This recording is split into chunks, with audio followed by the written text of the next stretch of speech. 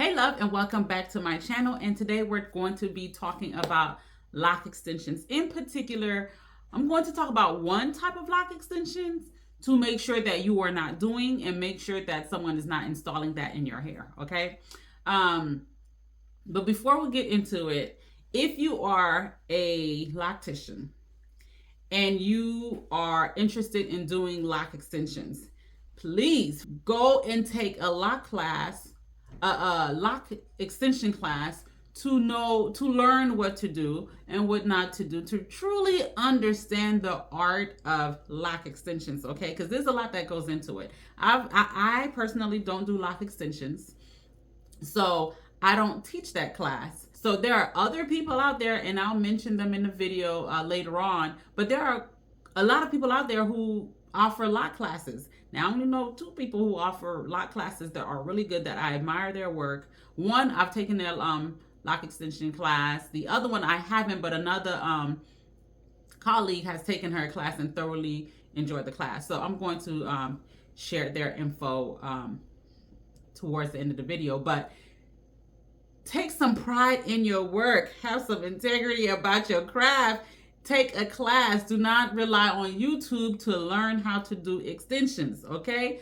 YouTube is a wonderful source of information, but do not rely on YouTube to learn how to do this technique and then charge people an arm and a leg for something that does not work, okay? So please, please, please, if you are a loctician and you care about your craft, take a class, learn how to do it, right, okay, and go from there. All right.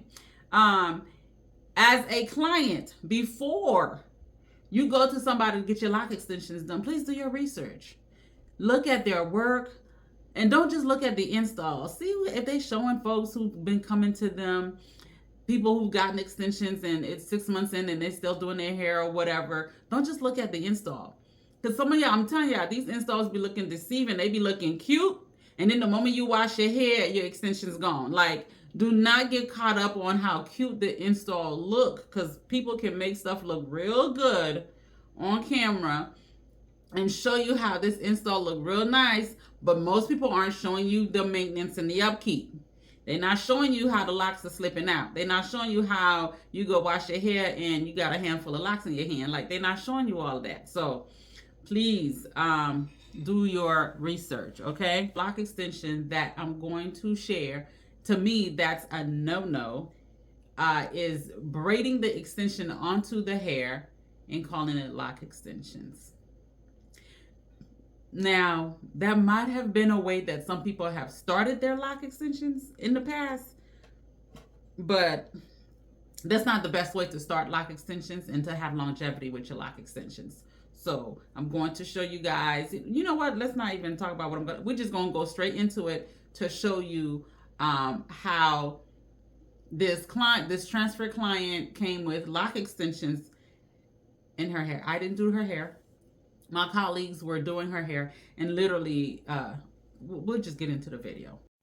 All right, so Tia and Felicia received a transfer client. She got lock extensions done somewhere up north. We're not going to say.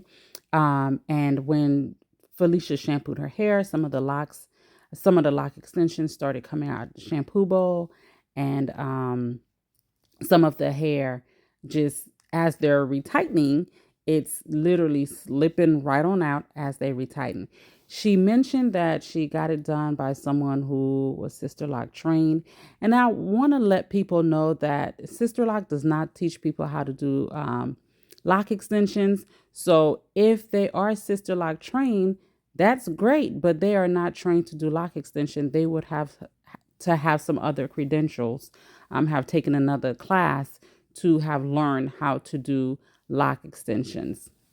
So pretty much her hair, as you can see, as you can just touch it slightly, tug a little bit, or go to pick it up to do a retie, the locks are literally slipping out. Look how it just comes out easily just by her pulling. And you should be able to run your fingers through your hair, tug a little bit, put in a tight not a tight ponytail, but put in a ponytail, and without the locks come slipping out. So this is not a great lock installation at all. The install was not this method of locking of putting an extension was not a great method at all.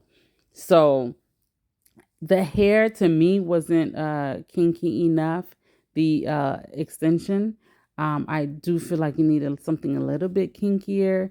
Look how bulky it is at the base of it, at the where the extension starts. It's a really big difference. You can see where the her hair is and then where the extension starts. It's a really big difference. It's too big. Look at that. It's not a seamless install or transition. The her hair separates from the extension easily. Look at that. Look at that. Barely tugging, okay? And it's coming out. So please guys, this is not a good way to do extensions. This is not a good method for extensions. And if you are a client, please do your research, making sure that the extensions are done right. I believe the best way, best technique for doing extensions is the crocheting technique because it secures the hair a lot better. You don't have to worry about anything slipping out like that. You don't have to worry about running your fingers through it or washing your hair and having locks, the extension slip out. So crocheting or interlocking, some people refer to that, but crocheting is the best technique to make sure that your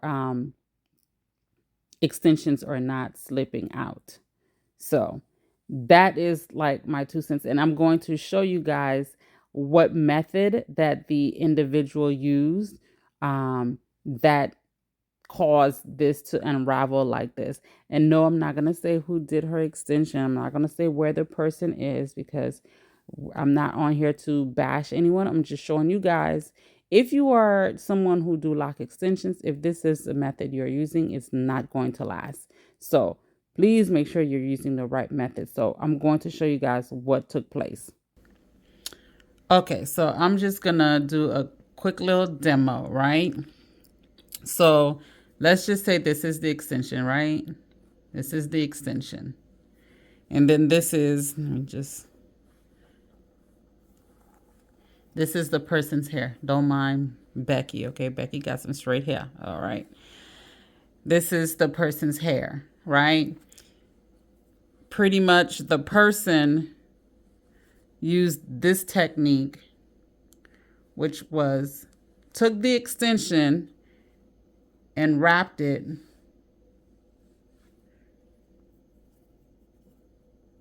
this is the person's hair in between these two thumbs. This is the extension. This person, pretty much the technique that was used, they took their hair, wrapped it, and braided the hair, braided the extension over the hair, and then proceeded to 2-strand twist the rest. So needless to say, this is not a secure way. One, you have that knot where it started, right? You have that knot where it started. So that's a no-no, especially when you start interlocking. That knot is going to, as the hair grows out, that knot is going to cause snagging, and it's going to hurt when it goes in between because it's not smooth, it's not consistent. And also because it starts this way, look how easily you can pull it and it slips out. You see what I'm talking about? This is a no. No, okay? No. Look at this. This is a no. Okay? Okay. So that technique was used all over the client's hair. So that's why you have this hair slipping away from her own hair. So guys, I'm not a big fan of extensions, but if you do it, just make sure you get it done right. please do not be spending a whole bunch of money getting this thing done when it's not even staying. Like, oh my goodness. But anywho, after consulting with the client and talking and trying to see the best way to help her hair, they decided to just do the complete retie and then to just fix the extensions by crocheting it. Some of the extensions had too much hair on it, so some of the extensions had to be taken out. They're going to pretty much fix the extensions as as they go, because this is not going to be done in one sitting. So they're just doing the retightening, and then she'll have to come back for them to finish fixing more of the extension.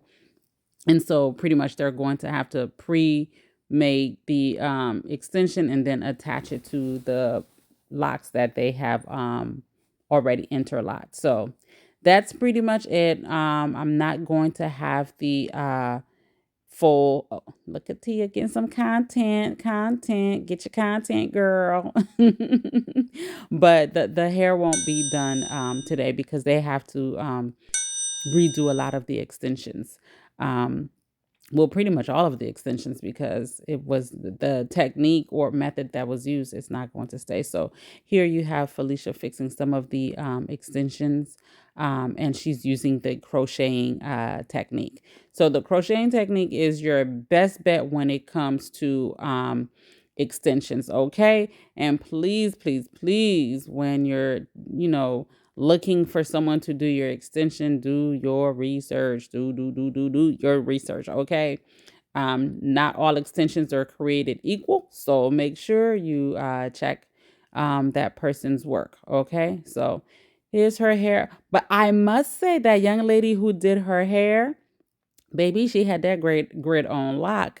That grid was real nice. The parts, everything was really nice. So if you are going to do Microloc extensions, please just use the crocheting method. It's much more secure. You don't have to worry about it slipping out if the crocheting was done correctly, because there are some people who still crochet and the technique was not done properly. If the technique was not done properly, the extension is going to slip out eventually, because once you go to shampoo your hair, all that moisture, it loosens up and then it slips out. So if, like I said, just make sure that person work is good, and that, yeah. Yep. So again, I feel like I feel the need to say this. I do not do extensions. Please do not contact me about extensions. I do not do extensions. I do not do extensions. So the people who do lock extensions, that train, if you are a loctician looking for someone to a class to take, Chris McDred has an online class for lock extensions, and I also believe Don Lock has an extension class as well. So those people that Chris McDred, I've taken one of his classes, so he does great work, and it's all online, easy to follow. I know some of y'all feel like, oh, I don't know, online class. It's so easy to follow. Lockdown, I believe it's in person. I'm not too sure, but I will post, the website. I mean, their Instagram or whatever, so you guys can check it out. So, but if you want to learn how to interlock, you want to learn how to microlock, I do offer lock classes as well. If you want to understand how to do locks, I do offer lock classes for beginners and as well as if you're advanced, taking classes before, but you want to increase your knowledge, I do offer lock courses. Okay, so I hope this video was helpful. If you have any questions, put them down in the comments. And I will talk to you guys next time. Bye.